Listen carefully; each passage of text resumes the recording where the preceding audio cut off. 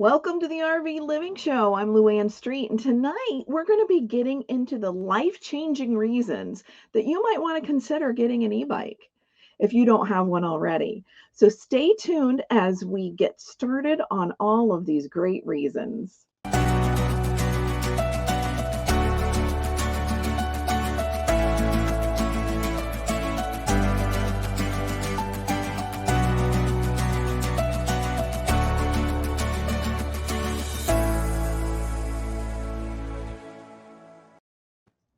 Hello, friends. Welcome back to the RV Living Show. I am so excited to be here with you tonight.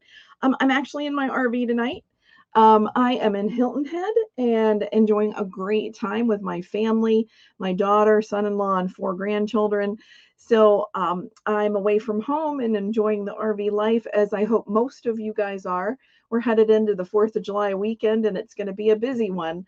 So I hope you guys have your campground reservations booked. All right. Well, we're going to dive in tonight the 6 life-changing reasons that you should have an e-bike. And I truly believe that they are life-changing. And at least they were for us, for Brian and I, back in 2000, I think it was 15, we were introduced for the first time to e-bikes. And we were completely intrigued with this idea of having something that was pedal assist.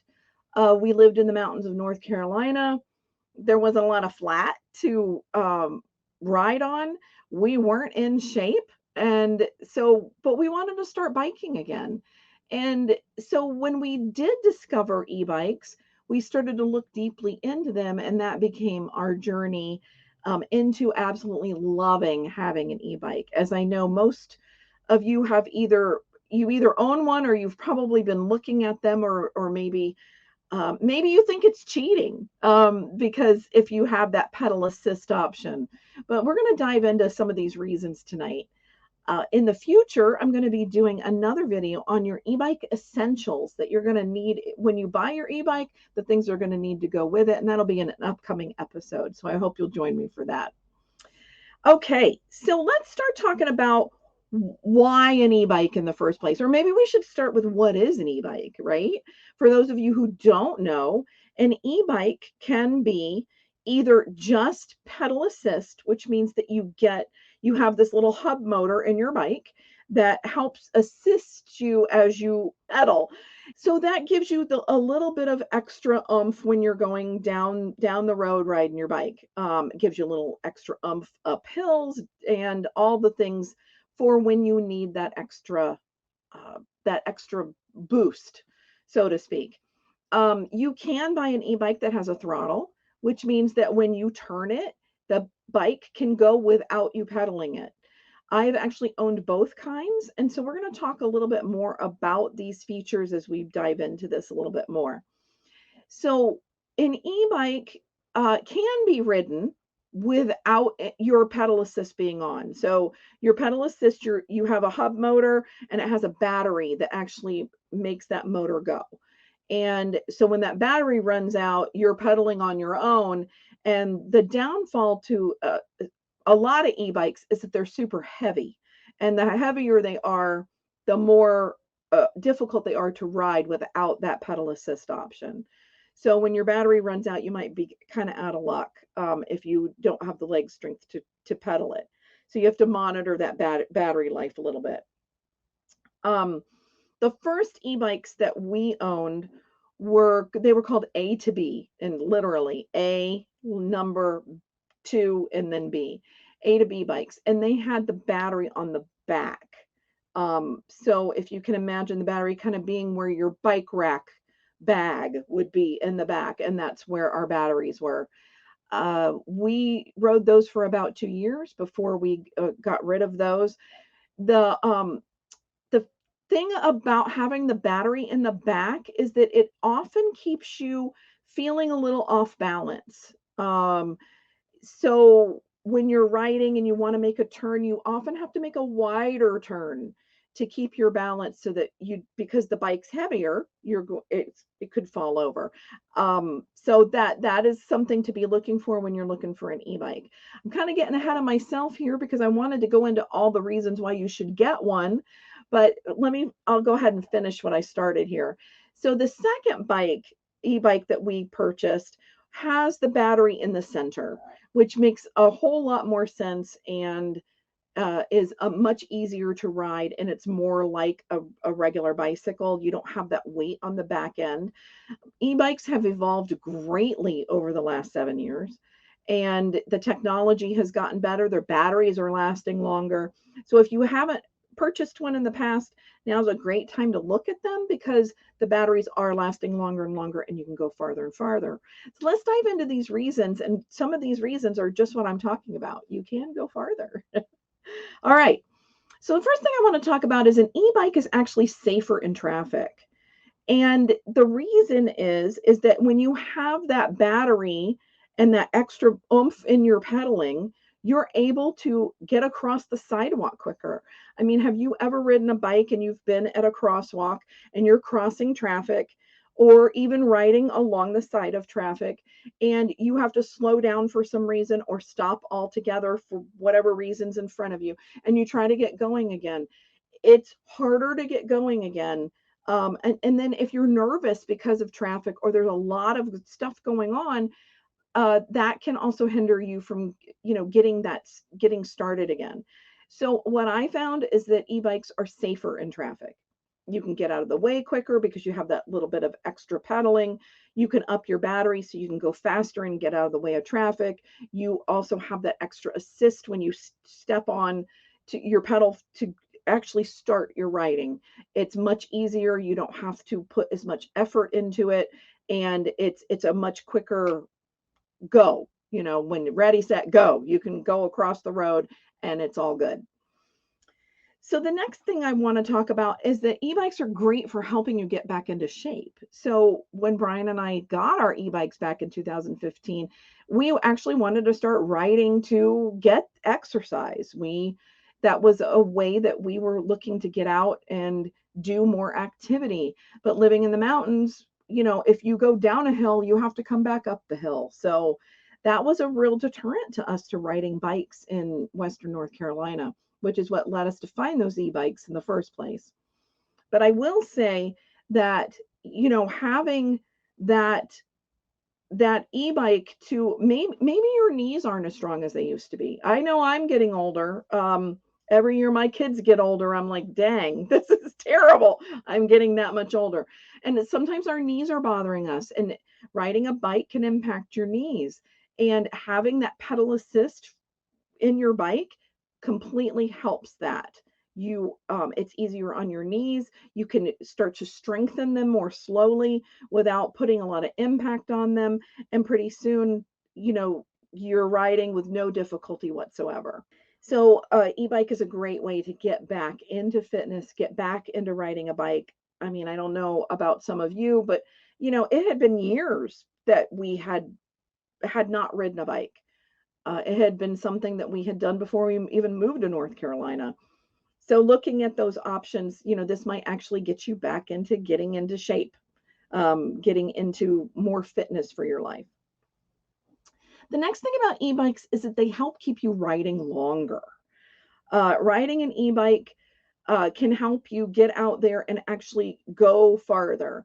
I really love rails to trails. And if you don't know what a rail to trail is, it is an old railroad bed that they have now, the conservancy, it's a trail conservancy, has turned all of these railroad beds into riding trails for bikes and for pedestrians. You can walk on them. But the whole idea is the rail to trails are a network of bike trails that allow you to ride that don't have a lot of elevation gain, because railroads traditionally did not go up mountains. They tried to stay on a grade. And so those rail to trails are easier to ride, and they're also really go in some really great places through small little towns, out of the way into the woods, beautiful places that you might not ever get to see. So when you're riding these rails to trails or these greenways that a lot of cities and towns have today, you can go actually farther on an e-bike because you're not going to be as tired. the guy at the bike shop said something about that an e-bike is the difference between having a good time and a great time, because you're just not exhausted when you get off of them. Now, I want to touch on the other side of this and the fact that you're still getting exercise. You are still pedaling, and you have the option to pedal on the lowest battery setting so that you get more out of it. If you have a lightweight enough e-bike, you can pedal it with no assist at all. That's what mine is. My e-bike only weighs 40 pounds. A lot of the ones when they first started out were 65 and 70 pounds with the battery on them. And the higher you get in dollar amount and paying for your e-bike, the less it's going to weigh. And that's part of the technology. So that's just something to think about.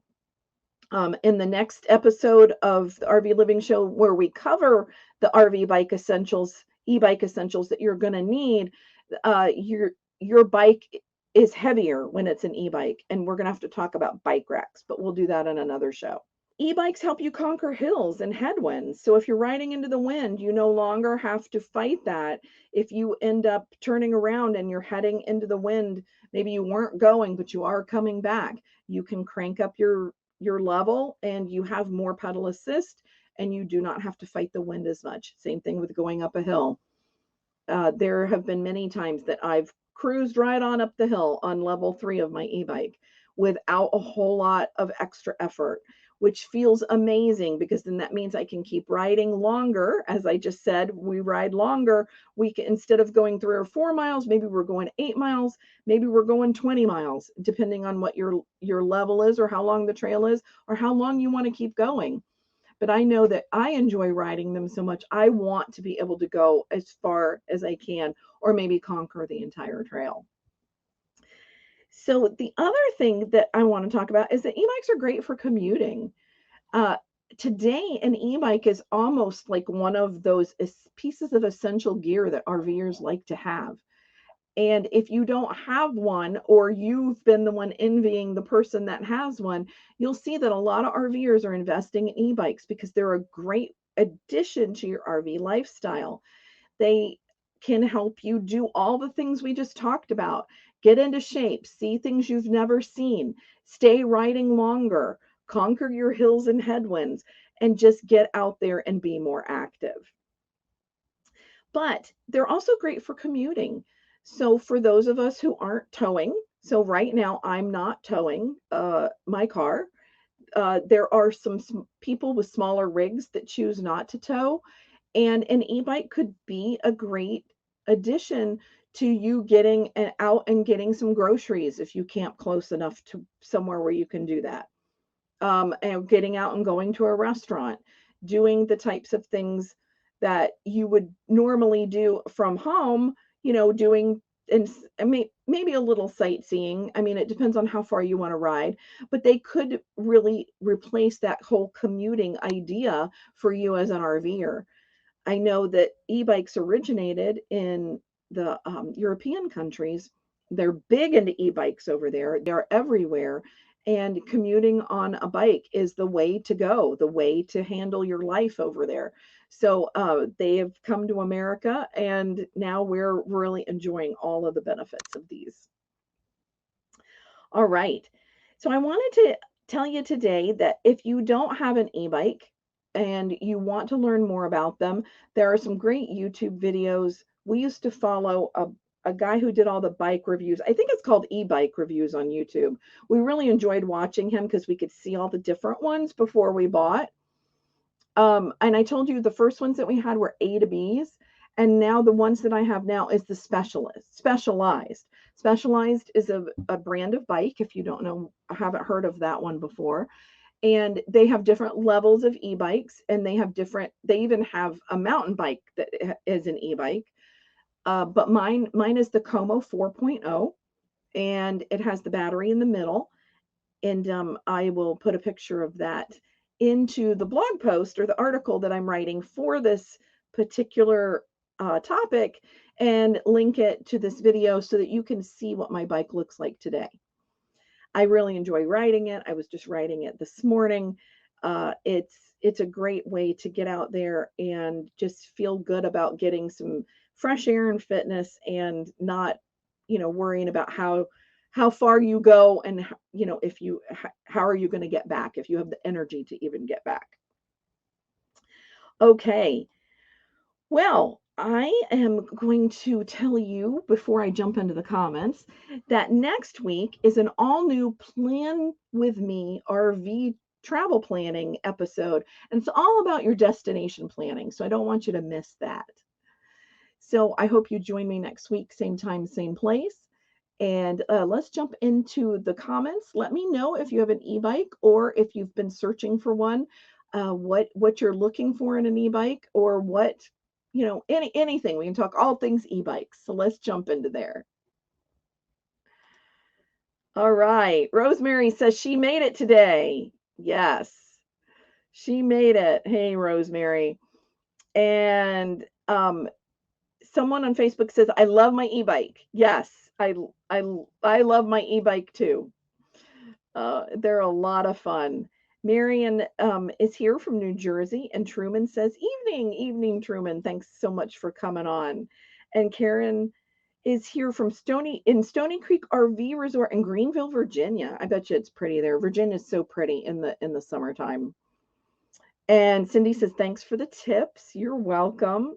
And Rosemary says, great info. We'd like to get e-bikes someday. Yes, it is a great addition to your RV arsenal of fun, for sure.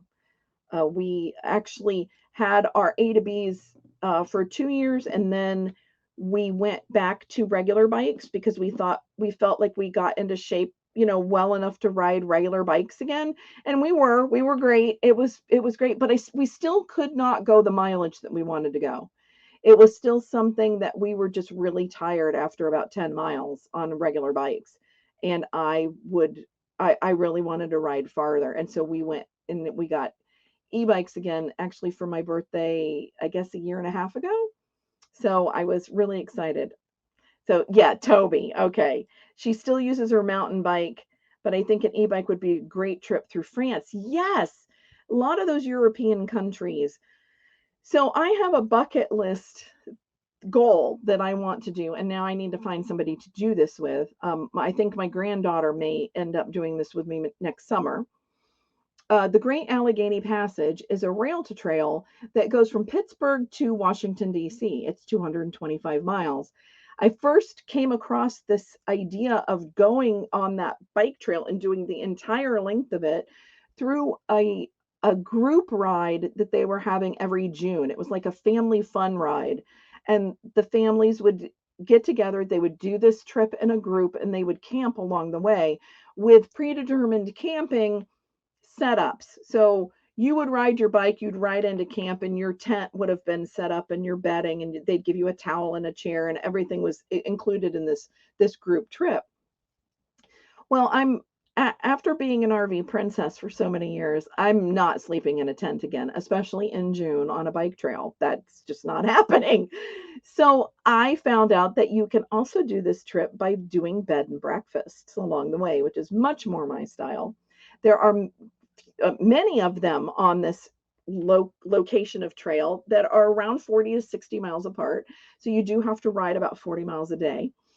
But that is my bucket list thing. I just really want to do these bike overnights and head down and stay at these bed and breakfasts. And a lot of these bed and breakfasts, well, almost all of them, if they're on the trail or close to the trail, they accommodate you and let you lock up your bike at night. And a lot of them offer amenities where you can purchase your lunch to go, a brown bag lunch to put on your bike for the next day, so that you don't have to worry about packing food and that sort of thing. So I am really working on that as being something that I'm going to do next summer. Let me know if you think that would be fun. Brian and I had done our first bike overnight in I think it was Northwest Arkansas, where there is the Razorback Greenway, which is not a rail to trail. It is a greenway, but it is a beautiful greenway through Northwest Arkansas. Highly recommend the Razorback Greenway. So we parked and we got permission from a Walgreens drugstore, And we parked our truck there overnight and we rode our bike. I think we did 32 miles that day, and we ended up and stayed at a Hilton and then rode back the next day. And it was a blast. It was really a fun experience. So that is something that I am looking forward to trying to do again and do on many different trails. There are many trails that are hundreds of miles long. The Katy Trail out of Missouri. There is the Silver Comet Trail that's outside of Atlanta into Alabama. There's just a lot of neat trails out there. So look up Rails to Trails, look up the Trails Conservancy. They have a membership that you can do, and you get this great newsletter that focuses on all the great trails that they have out there and the things that are on them. So, hold on here. Let me go here. Marion says, we have had e-bikes a few years and love. My husband actually made them. You need to have a hefty bike to hold the battery. Yes, and that's what makes it so heavy for sure. Well, that's awesome that he made those, Marion. That's awesome. Please post information about your the bike trail. It sounds wonderful. Okay, great. And about the bike. Oh, okay. Yes. Bike. Okay. Yes. You said bike track, but I think you meant trail. So yeah, I sure will. I sure will. It would be fun to do, a few of us going down at the same time, right? We should totally do something fun. All right. Well, next week again is Plan With Me, destination version. We're going to dive into destination planning instead of just route planning and why you're going there at the first place, but doing all the things at your destination. I'm going to give you some tips and tricks on that. So I look forward to seeing you guys back next Tuesday night at 7 p.m. right here on the RV Living Show. Thanks for joining me tonight, guys, and you guys have a blessed week. We'll see you then. Bye-bye. Thank you for joining me for the RV Living Show. I hope this episode helps you in creating an RV life that you love. Until next time, I encourage you to stop wondering and start wandering.